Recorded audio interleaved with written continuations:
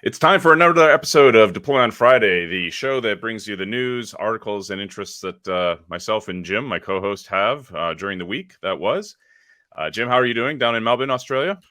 Fantastic today. And we always talk about the weather in Melbourne for some reason, I think because it changes hour by hour. But we are on a second day of 35 degrees sunshine, which loving. Great day outside. Fantastic. Getting sunbite on your frostburn, as they like to say. Exactly. Yeah, that's right. You just have to keep a wide wardrobe. You can't put all the winter clothes away in the summer. That's why you guys are so cool. That's why you guys are so cool in Melbourne. You know, with all your trends and your fashion, because you actually have seasons. You gotta be, yeah. Up here in Queensland, it's still hot, still summer. So for folks watching this in the northern hemisphere, don't worry, the sun's going to be back. It will warm up again. Have faith. So. This is obviously for those of you who haven't seen this video before or this podcast before. This is a show that basically Jim and I go through a whole bunch of things that might interest customers who are customers of Octopus Deploy, or folks who are just dabbling through the internets and stumbling across this video. Please do like and subscribe to this video if you have a chance. That would help us out greatly. And let's go ahead and get into it. So this is an article that was recently posted to our blog. This is how GitHub Actions is different from traditional build servers. And this goes into deep detail about GitHub Actions, which, as folks know, is the workhorse of workloads for GitHub, and talking about how it utilizes YAML and how it conducts workflows, etc., and how it might be different than, say, a traditional CI server. Jim, you guys use Actions quite a bit, I would assume, on your team.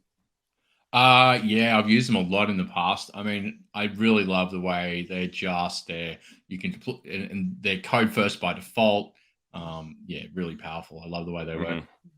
Yeah. The nice thing about Actions that I found is most people understand that the workloads that they'll run are going to be against code, but there's a huge event model associated with Actions. You can run Actions for like a new project item being added or an issue being created.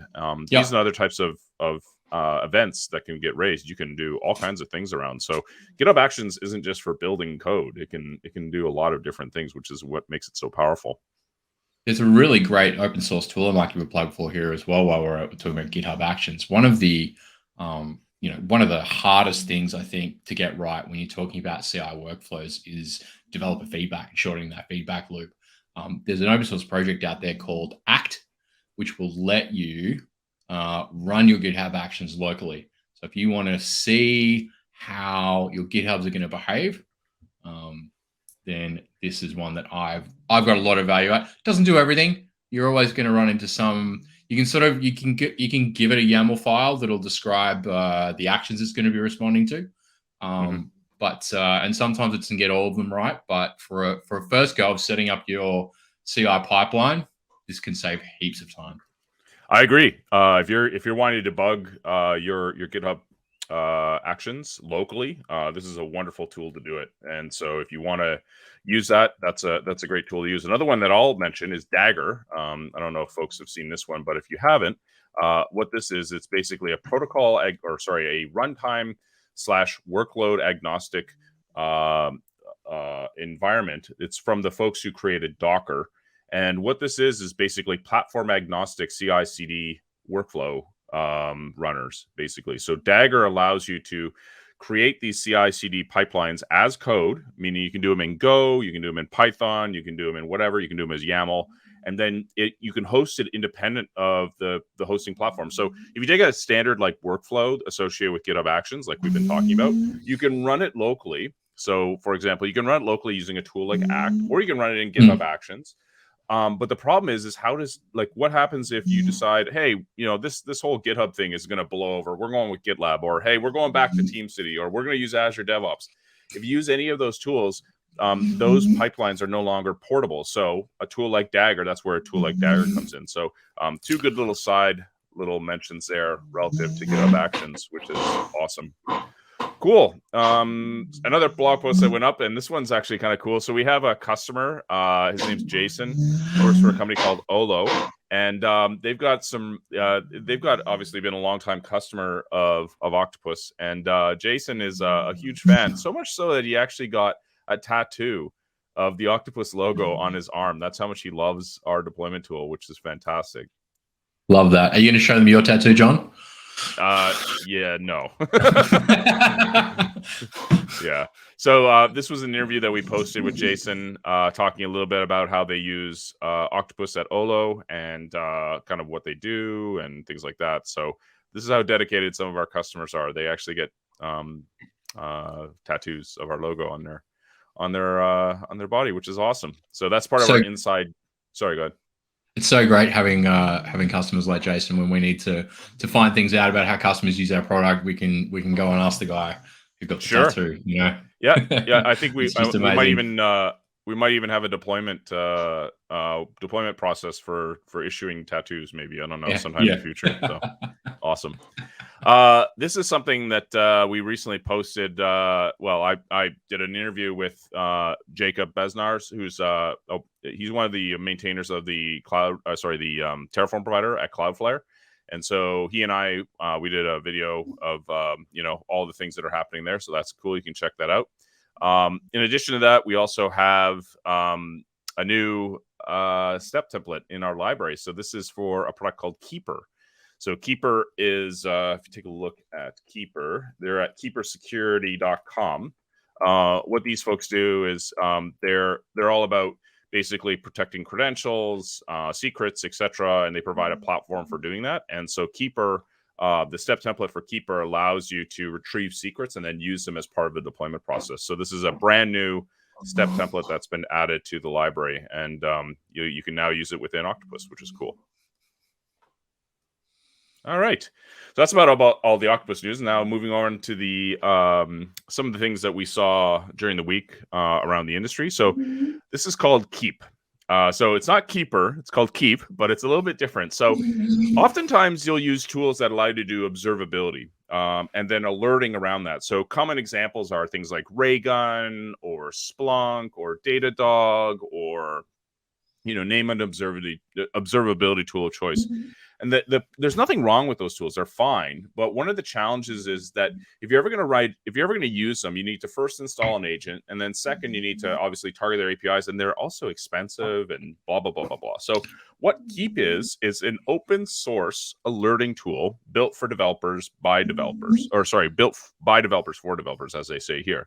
And so the way this works, which is really nice, is it's built with extensibility right from the get-go. So they have this notion of what are called providers. So the idea here is that you have these providers that you go ahead and write, and these target a variety of different platforms, like, for example, Slack or Elasticsearch or Snowflake.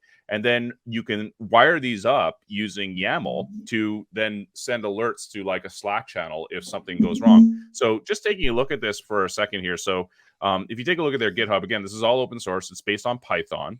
So this is their repository here.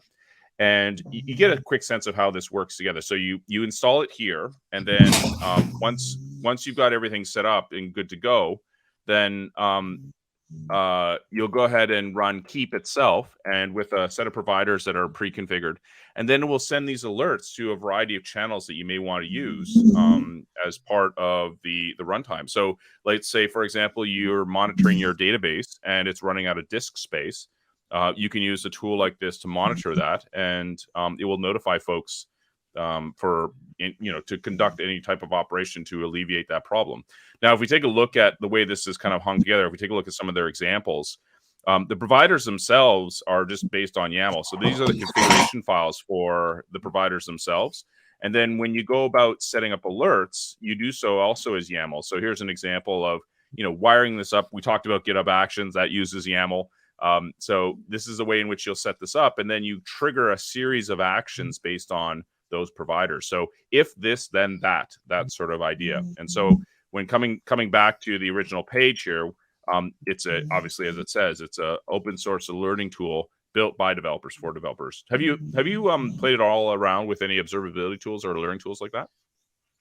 A lot of them, yeah. I mean, a lot of the ones you mentioned earlier, and always, I think always the key is that they get expensive so quick is really right where I run into a lot of trouble with them. Yeah, to do the kind of alerting you really want, you need to buy a big tool, then you got to learn how that tool works, define an alert in a way you want, because often you want to alert on something that's really like, intricate as well. The important stuff's not the general alerting; it's the specific alerting.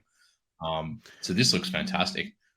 Yeah, it's basically bringing, like, because you and I use Slack all the time within Octopus, right? Because that's our primary sort of messaging tool that we use inside of Octopus. Bringing that data closer to where you are is always going to be key. So this is why I think tools like this are necessary. And some of the Homebrew biggest name ones. Oh, sorry, go ahead. Some of the biggest name observability platforms out there either don't even integrate natively with Slack, which always blows my mind. So yes. Cool. Homebrew 4.0. Jim, are you running Mac OS or are you running Windows? I'm running Mac OS. I love Homebrew. Well, you'll love 4.0 then. So 4.0 dropped earlier, just today, yesterday. And it's the biggest change that it's made is that obviously one of the things about Homebrew, some people typically cite one of two things when they talk about Homebrew. One, it doesn't really preserve security contexts. So it just runs as admin all the time and away you go. And then two, because everything is hosted in GitHub, it assumes GitHub for everything. When it pulls down packages, it just pulls down the entire thing. And it keeps replicas of these things. And so the biggest change, the major change that they've done here now is that they said that they're using JSON files for downloaded for package installation rather than the actual local Homebrew /core or the cask taps. So what that means is basically like it only requires 3.5 meg download of the JSON file, as opposed to like these gigs and gigs of data for the manifests and stuff. Yeah. So got it. That's awesome. Huge change, and should make it a lot faster and maybe not chew up as much disk space and all those great things. So 4.0 dropped, now available. You can go ahead and grab it and check it out there, and hopefully it works really well for a lot of you. We use Homebrew at Octopus for shipping the CLIs, and it's you can use either the old or new one via Homebrew if you're wanting to run it on macOS. Upgrading your .NET projects with Visual Studio. This is a new extension available in Visual Studio. This dropped earlier. Basically, one of the challenges that you have often when running VS Code is you take an old project that's in source control and it's like, hey, what is this? I don't understand, blah, blah, blah. Or you want to migrate it up to the latest version.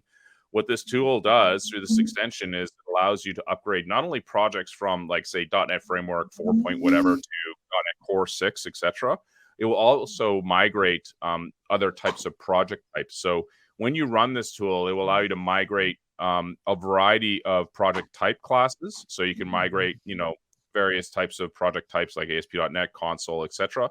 But they're also looking to add support for migrating Xamarin to, say, .NET MAUI or UWP to WinUI, things like that. So, Microsoft's taken a lot of different attempts at this to try and do these migration tools. But this is one that is now available. And I thought, if you're in a project that you're looking to do migrations, this might help. So this is a migration tool that you can grab. What's your policy on migrating or versus rewrite, Jim? What do you like to do? Do you like the scorched earth approach and just trash everything and start over from scratch, or are you like, no, let's use the tool, see what it does? I often just keep up. I try to keep it up to date as we go, right? And this is the question I was going to ask. Is this a project level, version level, package level updater, or will it try and migrate the new code to the old style as well? Generally it's just upgrading the packages. I don't think it's upgrading code. Like, it's not going to say, hey, you can make this more efficient by using this new sort of class. No, but sometimes the .NET versions and stuff require that sort of thing. Yeah, yep. I mean, that's usually the sticking point for me, right? If we've got to go, not the .NET versions, the ASP.NET versions. Like, if we've got to go from an old version of ASP.NET that uses a different version of the HTTP libraries or something. Yeah. Yep. Yeah. Exactly. These .NET upgrades can be a bit gnarly. So we'll see. We'll see how folks go. I think time will tell whether or not this will be successful. If you're at all interested, there's this one hit my radar, and I had no idea this existed. This is from Jeremy D. Miller, and I sent this over to our Slack channel, and a few folks were like, whoa, so this is a framework called Wolverine. It's a .NET class library for providing mediator and message bus capabilities. This is something that we do within Octopus. It's not a big surprise, but we try and do the right things if we can. And so the mediator pattern and a message bus allows you to do, asynchronous processing and gives you potentially greater scalability when building out a server-based product, etc. And so Wolverine is a class library that will provide you the ability to, it will provide the heavy lifting for implementing this within your own project. So Jim, I take it you hadn't heard about this either? I'd not, and I looked in the compatibility section. I knew all the ones in the compatibility section, but not this one. So yeah, I was definitely news to me. Yeah, so the idea is that you can construct messages, send them around, have them delegated, and then routed accordingly, etc. So you can check out the docs there. I have not had a chance to play with this at all, so obviously you're gonna have to take some time to explore this, see if it's a good fit.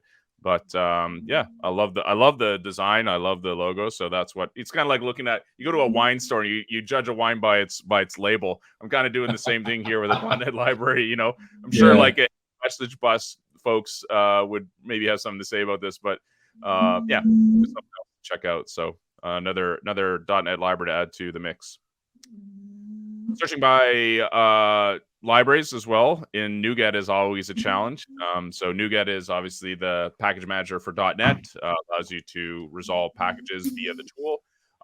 And for a long time, it was sometimes hard to find the right package for the right sort of framework you were targeting. You had to kind of slash your way through like a machete and try and find the right pattern. Like, there it is. There's the package I needed, So now what they've done with NuGet.org is they've added ability to, they've expanded the capabilities of search. So now that you can specify a target framework for compatibility simply within the environment itself. So kind of looking at an example here, you can see on the left-hand side, they'll list all the frameworks. So .NET, .NET Core, .NET Standard, .NET Framework, the type of package you're looking for, etc., including pre-releases. That's always been a feature. But then now when you search, you'll get a resolution based off of this. I was never too miffed by this because, like, when I found the package, I didn't have to look for it again. But it's nice to see, NuGet getting a little bit of love here. So there you go. There you go. So yeah, worth checking out there. I love the memes. I'm always a fan. Yeah. I'm not a fan of passwords though. I don't know if you are, but the folks over at 1Password are looking at getting rid of them entirely, which is kind of ironic for a company named 1Password. But basically, the folks over at 1Password, which is my password manager of choice, by the way. Do you use 1Password? Do you use LastPass? Built-in browser? What do you use? Bitwarden's what I've moved to recently. Yeah. So the idea with these password managers is you'll basically just have to remember one credential, and then that unlocks a secure storage facility for you to specify all your other passwords. Thus the name 1Password or LastPass, right? Very aptly named tools. And so the idea is that you don't have to remember the passwords. In fact, if someone were to put a gun to my head and say, give me all your passwords, I'm like, I don't know what my passwords are. Seriously, like I auto-gen my passwords. Most of my passwords are about, I think on maximum with 1Password, you can generate 100 character passwords, which is what I do. And it's a combination of, letters and numbers and symbols and all kinds of weird things. So I don't know what my passwords are. And that's because I use a tool like 1Password. And so this blog post, which was posted last week, is entitled Goodbye Passwords. And what 1Password is doing is they're moving, and it's kind of ironic, again, for a company named 1Password, they're getting rid of passwords altogether. So basically, they're moving to a world where rather than unlocking your passwords with biometrics, for example, like Face ID, etc., or your thumbprint, the idea now is that that will serve the basis of your traditional passwords, but now biometrics will unlock through pass keys the sites and services that you want to use. So we have all these facilities built into macOS and Windows, etc., various mobile browsers, etc., to provide the fact that you are who you say you are, right? The essence of authentication, and then being able to prove that you have something like a thumbprint or a face, right? That's like proving something that you have been in possession. That's like a virtual token as an analogy. But using those biometrics, you can now create these passkeys, and using public key cryptography, you can now sign into your sites and services that you want to use going forward. And so this is basically the direction where we're going. Goodbye passwords. What are your thoughts on this, Jim? I mean, I love password. I love not having to know my password. That's why I use the password manager. But you were about to say I love passwords. I'm like, No, what? no, I do not love passwords. I do not love passwords. Though, yeah, we had a fun experience recently where my partner sort of lost and had to rebuy all of her devices at once. So I just wonder what happens in a scenario when you do not any longer have any of those devices or whatnot. I mean, I guess it's the same problem if you forget that password, but yeah. Yeah. So I'm encouraged by this. I'm a fan of 1Password. There's lots of solutions out there. 1Password's great. Bitwarden's great. LastPass is great. 1Password lets you store your pass keys locally as well, right? Yeah. And then it provide a cloud-based backup as well. Yeah. So lots of ways to work with it. This is one of the cooler videos I've watched in a while. This is the documentary for React. So the folks over at Honeypot, which they do a great job. They've done a whole bunch of different documentaries over the years. So these are documentaries for developers, and they've done one here for React, which is fantastic. If you're at all curious about looking at what are the video, what sort of history there is around React and who was involved and what happened at the time and et cetera, et cetera, et cetera. This is the documentary to watch. In fact, they go all the way back to 2011. They talk to the developers who were involved. They give context. They give the history. They talk about how, back in the day, Facebook, Meta / now what was then called Facebook, was acquiring Instagram, or had acquired Instagram. They were looking at providing a web UI. At the same time, Facebook wanted to upgrade its UI frameworks so that they could actually do inline comments, et cetera, et cetera. And they were looking at ways to tackle the problem technically, and they need to have it at massive scale and yada, yada, yada. And so the impetus there was, we need a new framework to do this. And React was that framework. And they go into the history of their original presentation at JSConf EU, which I still remember, where they showed off JSX and everyone was like, what the heck is this? JSX? No, thanks. I don't want my you got chocolate in my peanut butter. It was sort of like, you got my JavaScript in my XML, and everyone was like, no. And then so they go into that. They talk about the future. They talk about the past. It's a great video documentary about React, and one that I would highly recommend you check out if you're at all interested. Yeah, I really love this, and there's two really key messages I so much loved seeing in this little documentary. And one is that, like, there are really important concepts that are part of React that have been a success even through the early days where it was struggling, right? So declarative state and functional state-based management are just two things that have made this shine, whether people realize they're in there, love them, hate them, or otherwise. That's the key to its success, and we're there from the start. And it also goes into a lot about how people didn't like it at the start. Like, it really tells you a nice journey about things being born that even look as great as React are these days.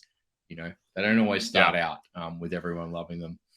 Yeah, for me, React for me became far more powerful when hooks took off. And that's when I was like, okay, this is a thing now that for me to use. I didn't see the value in it initially because I was more disgusted by JSX. But if you got past that and you actually saw the model that I was proposing and the shadow DOM and the events and all that stuff that was there, hugely powerful.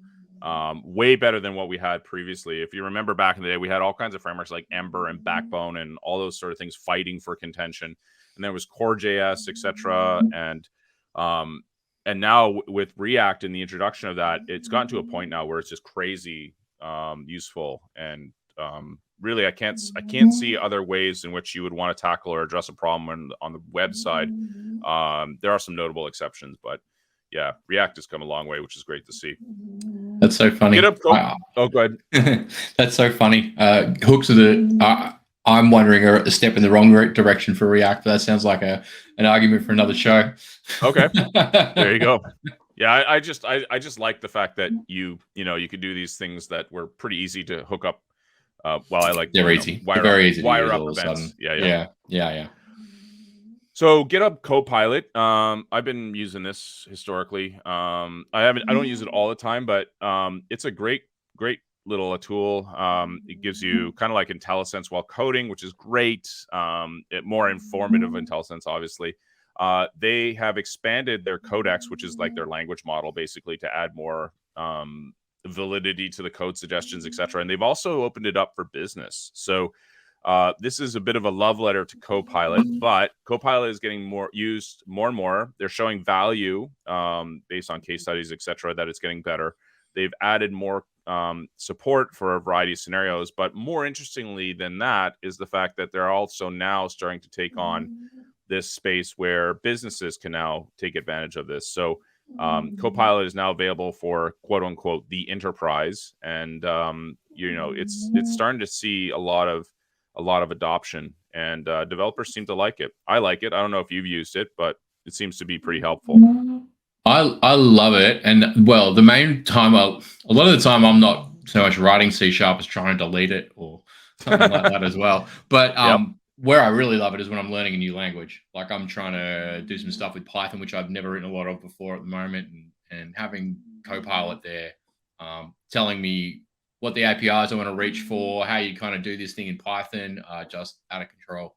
What so for business though, does that mean they're not sending the language, the prompt to the cloud? Because that's always something I've wondered about, right? Like if I'm working on a proprietary code base and it's providing suggestions based on a cloud-based AI model, how much of my code's being sent somewhere that might be insecure?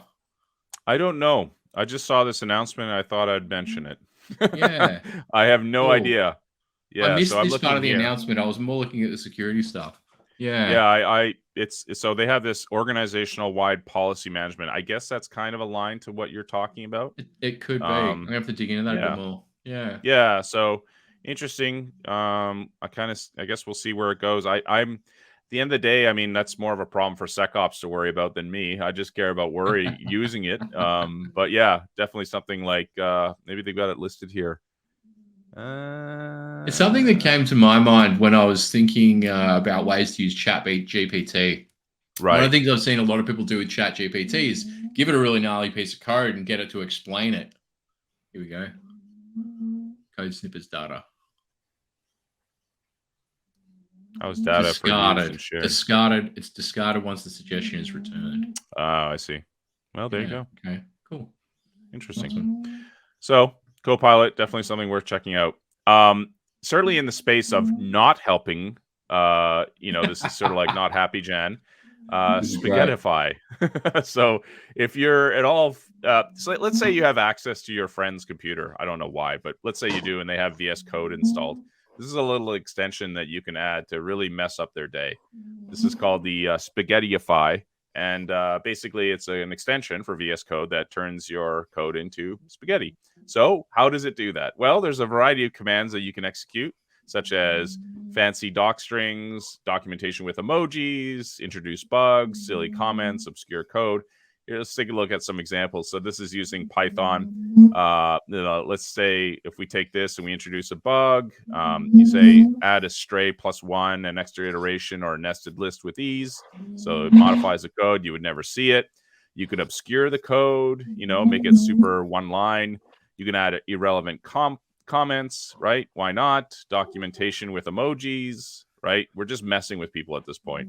Overly descriptive names, right? That one hurt me. Sometimes I do that. Sure.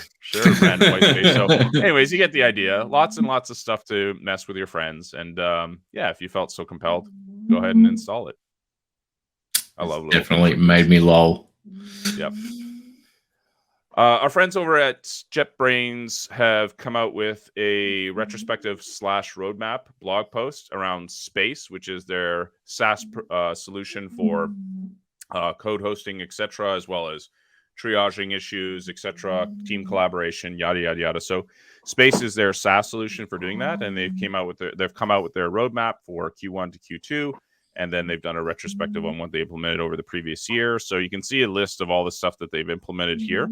So they've added a whole bunch of features that probably don't, mean a lot to folks who haven't used it. But I find more interesting the sort of main directions they're going with space. So they're adding obviously a whole bunch of features. Some things that I find interesting, like Git hosting and code reviews. So you can see an example of what it looks like in line here. They're adding capabilities around CI/CD. They're adding support for packages, namely for cargo packages. So for any Rust developers out there, that would be something that might interest them. Dev environments. This is a kind of aligned to what you see currently with GitHub. Extensibility, obviously an SDK is going to be important for plugins, mobile apps. If people want to do reviews or merge requests, that's kind of akin to what you can do with the mobile app with GitHub as well. Issues as well. So these and other sorts of features, if you're at all interested, are available on the roadmap blog post that they published. Again, that's from our friends over at JetBrains. And it's great to see them making progress in space. I haven't actually had a chance to poke around in the space environment too much. I downloaded and checked it, not download, but I created a sample instance a few months ago and played around with it back in the early days. I really owe it to myself to go back and check it out again. Speaking of other interesting sites, Spaghettify. This is a site that hit my my feed recently, dumbpasswordrules.com. It's basically a wall of shame. So these are all the sites that are out there. Most of them are pretty well known, but these are all sites that have really weird, confusing password rules. So we've all done this. We've all gone online and created a new account, and then they have these really weird rules like you have to have it at least 8 characters, no more than 20, and it has to have 1 capital letter and 1 number, et cetera, et cetera. I don't mean to pick on Etna. Sorry, let me pick on someone else here. Let's try Air France. Why not? So Air France has decided that their passwords are going to be between 8 and 12 characters. Forget 20. That's way too many. 12. And must contain, lowercase, uppercase, etc. So yeah, it's kind of reminiscent of another site that I know called Password Purgatory. Password Purgatory, which is it's from a friend of mine, Troy Hunt, and basically, if you ever wanted to torture someone, you could make them, go through this sort of list of things that they have to do in order to satisfy this. And as I'm typing the requirements here, it just changes them on me, so you can make it basically hellish for these people. But yeah, if you're at all curious at seeing kind of the sites that are there, you can go to dumbpasswordrules.com. Please take this as inspiration as a developer to not do these same rules. Just learn from others on how not to do passwords for your sites. I mean, I don't know about you, Jim, but I've always felt like, length matters. It's all about length when it comes to passwords. Like, provide the ability to have like a 500 character password, because really it's going to take longer to break in theory, as opposed to complexity, etc. Like allow super long passwords as opposed to these stupid 8 character, 1 question mark, blah, blah, blah passwords. Yeah, I mean, it's definitely 90s thinking, right? Since we've discovered password managers and passphrases and stuff, this stuff's well and truly out of date. And sometimes they're not maintained, but I'm pretty sure the ANZ Bank's got a team working on their passwords and could update them to something a little more modern. I was just thinking though, John, how does this make you feel about the likelihood of websites adopting passkeys anytime soon? We'll see. Not my problem, not my pig, not my farm, as they like to say. If you want to use them, I'll use whatever. I'll use whatever makes it super convenient and secure. So I'm kind of lazy that way. You mentioned the fact that a lot of these things are, out of date, etc. One thing I'll test your theory on here is why I decided to cite this one. So this is the XML spec. You may notice that its date is sort of interesting. It recently turned 25 years old. So the XML specification turned 25 years on February 10th. I don't know about you. I don't remember when this dropped. I think the first time I remember hearing about XML was with XHTML, and XML was kind of like, who would use this? Like, sort of thing. But little did I know that this would, change part of the world. And, so the spec is now 25 years old. So happy birthday to XML. And Yeah. it's another tool that may be well known that's also turned 25 is curl. So curl is a tool that allows you to grab resources via typically a web request, and it's used by billions of applications and services out there. It's in cars, it's in phones, it's in anything and everything. It's a utility that's been around for a long time. It turns 25 years old on March 20th, 2023. So just to take you back, March 20th, 1998, Clinton was in office, I believe. We were 2 years out from Y2K. I believe that Smash Mouth was a very popular band. I believe that Ansett was still an airline in Australia. So Yeah, wow. just to take you way back at how old this thing is. So yeah, great utility, but happy birthday to curl. And unfortunately, curl's being based in C, right? So it's written in C, and it's been around for a long time. You would imagine it's hit every bug there is, and it's super secure. That's not the case. I saw this blog post, which kind of made me chuckle. Not chuckle, but just like, oh, that's interesting. So back last year, there was a bunch of folks, I'm assuming, having a beer, because they're like, while discussing the threat model of an application, one of our team members jokingly, and this is how the best bugs are found, they jokingly asked, hey, have we tried to curl like some garbage like a yet? And although that seemed funny at the time, they're like, we should probably try and fuzz the CLI to see what errors there are. And it turns out there was a number of CVEs that came out of that exercise. So the whole point of this is, if you are auditing yourself, if you're trying to hack yourself, fuzzing might be a way to do that. So fuzzing is this idea that you create it. It's a tool that you'll use to generate a bunch of garbage inputs, and there'll be invalid strings, there'll be too long strings, too short, null characters, all kinds of stuff. And by fuzzing your inputs, you can sometimes discover some interesting behavior or applications. So I just thought, given the fact that it was Curl's birthday coming up, this would be an interesting blog post to mention. I know that fuzzing is pretty popular in a variety of camps. There's fuzzers in pretty much every programming language there is. The fuzzer for Go is pretty good. It's included in the developer tools when you download the Go binary. So do you have a library or tooling that you use for this at all? Do you care about fuzzing at all on the .NET side? I really do fuzzing from a sort of security testing point of view. Sometimes, if I'm lucky, I get the time to do what's it called, property-based testing, which is sort of a form of fuzzing inside the code base, for sure. Right? It'll give random inputs and try and find vulnerabilities at a unit test level, like where you've got bugs and that kind of thing. Yeah. We've mentioned this a couple times already, the fact that Rust is kind of eating the world now. So there's all kinds of reports that come out. So you've seen the state of the Octoverse, the report that comes out from GitHub. There's also the Stack Overflow survey. And more often than not, when you read those surveys, they always ask the question like, all right, what programming language are you using at work? And then they ask, and this is always my favorite question, okay, we hear that you're using JavaScript, C#, Java, whatever.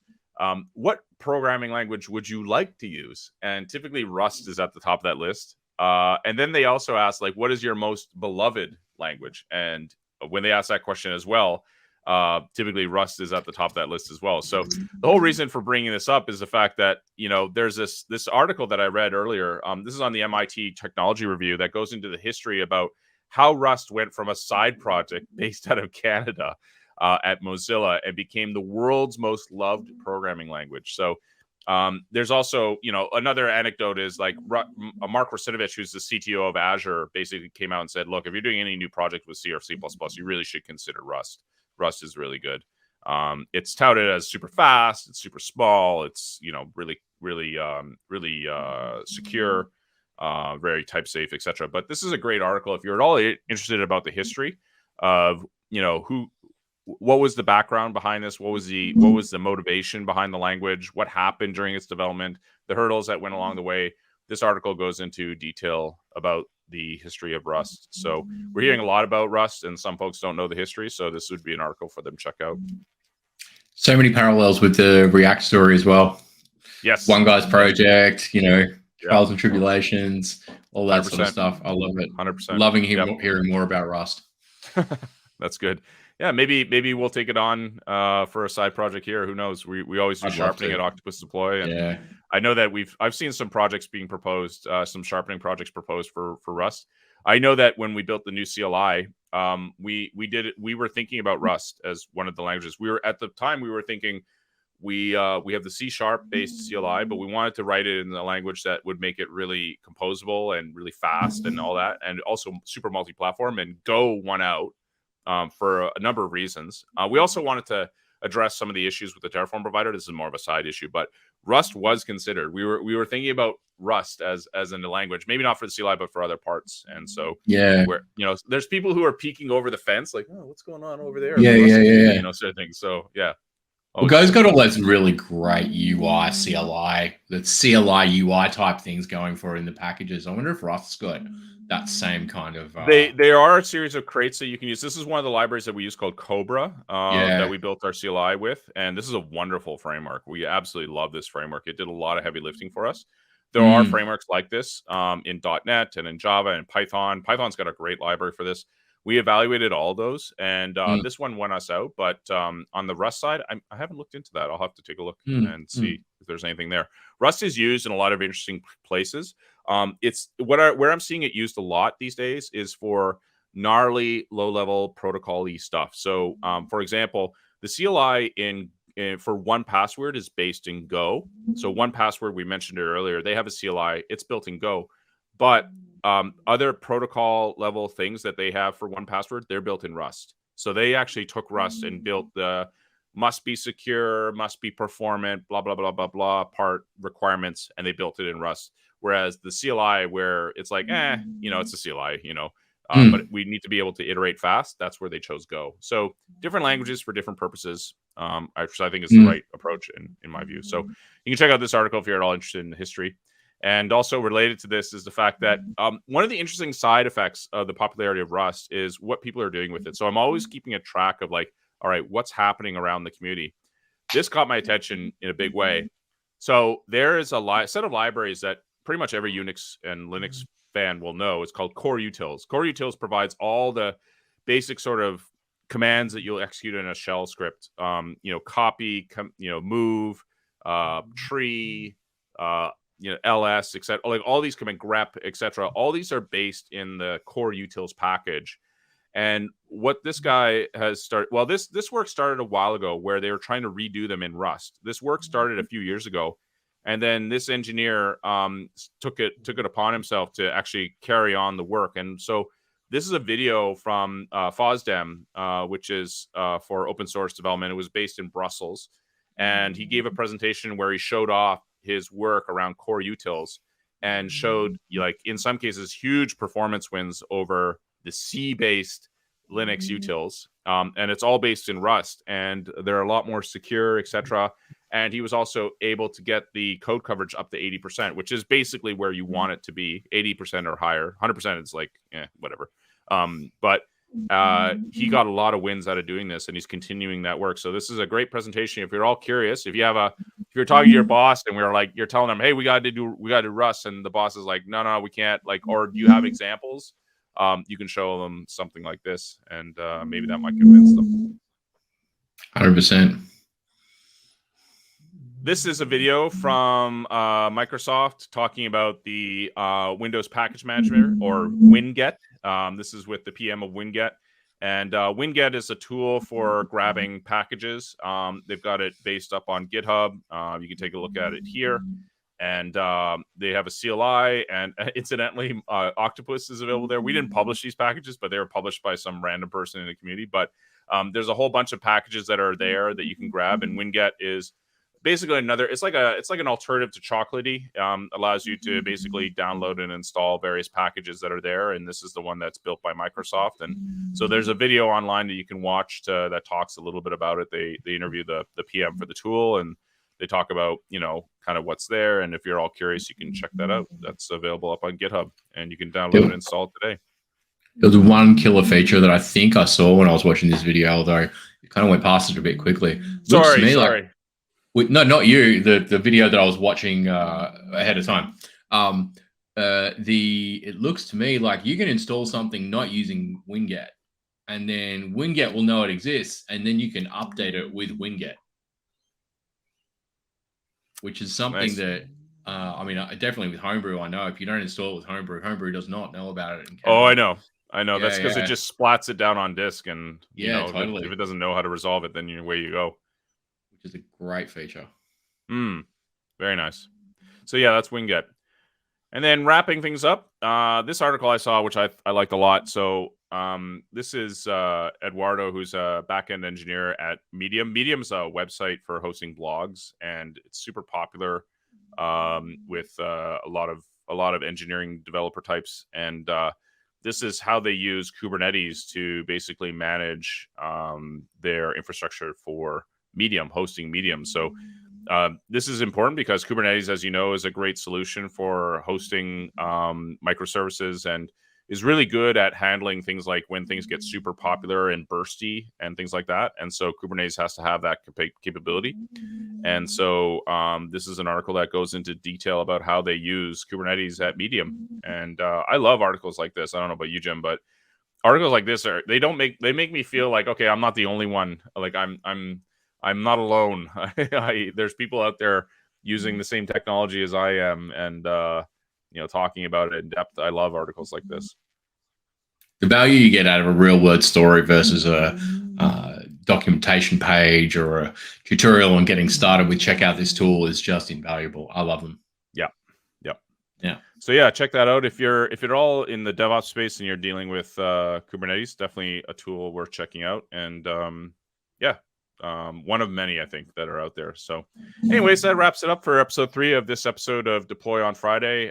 Jim, thank you very much for joining us. And we'll see you guys next week with some more articles. Don't forget to like and subscribe to our channel if you don't mind. Will really help us out. And also, if you have any suggestions for articles or you see anything that you like, hit us up on Twitter or send us a comment on the YouTube page. That'll really help us out, and we'd be happy to talk about anything that hits the news wires or your interest.